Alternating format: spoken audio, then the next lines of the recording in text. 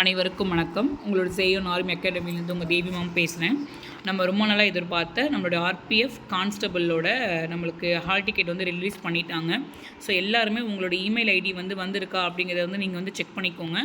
RPF constable exam எப்போலேருந்து அப்படின்னா March 2லேருந்து ஆரம்பித்து March 20 வரைக்கும் போட்டிருக்காங்க. ஸோ எல்லாருமே உங்களுடைய மெயில் ஐடியை நீங்கள் செக் பண்ணிக்கிட்டே இருங்க, சரிங்களா? உங்களுடைய 4 டேஸ்க்கு முன்னாடி உங்களுக்கு எந்த எக்ஸாம்ங்கிற மாதிரி உங்களுக்கு எந்த இடத்துல உங்களுக்கு எக்ஸாம் வேணும் அப்படிங்கிறது வந்துடும். ஸோ மறக்காமல் எல்லாருமே செக் பண்ணிக்கோங்க, சரிங்களா? இதுதான் அந்த ஆர்பிஎஃப் கான்ஸ்டபிளோட நம்மளுடைய டென்டேட்டிவ் ஸ்கெடியூல் எங்கேருந்து எது வரைக்கும் வந்திருக்கு அப்படின்னு சொல்லி அந்த அஃபிஷியல் சைட்டில் நமக்காக விட்டுருக்காங்க. எல்லோரும் பார்த்துக்கோங்க. நம்மளுடைய அட்மிட் கார்டு பொறுத்த வரைக்கும் நீங்கள் எப்படி உங்களோட அட்மிட் கார்டு எடுக்கணும் அப்படின்னா அவங்களுக்கு ஆல்ரெடி தெரியும். யூசர் நேம், ரிஜிஸ்ட்ரேஷன் நம்பர் நீங்கள் வச்சுருப்பீங்க.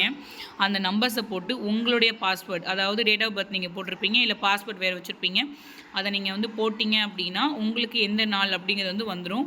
ஸோ நீங்கள் மறக்காமல் உங்களுடைய மெயில் ஐடியை நீங்கள் செக் பண்ணிக்கிட்டே இருக்கணும். ஏன்னா March 2 உள்ள எல்லாத்துக்குமே ஆல்ரெடி ஹால் டிக்கெட் வந்தாச்சு. ஸோ எல்லாருமே ஒரு கிளான்ஸ் பாருங்கள், விட்டுறாதீங்க.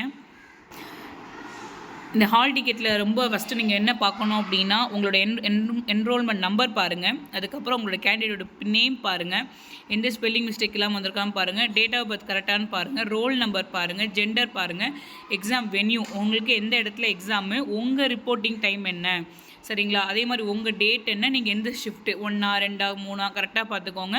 உங்களுடைய ஃபோட்டோ தான் அங்கே வந்திருக்காங்கிறது எல்லாத்தையும் செக் பண்ணிவிட்டு நீங்கள் அதுக்கப்புறம் ஹால் டிக்கெட் நீங்கள் டவுன்லோட் பண்ணி வச்சுக்கோங்க.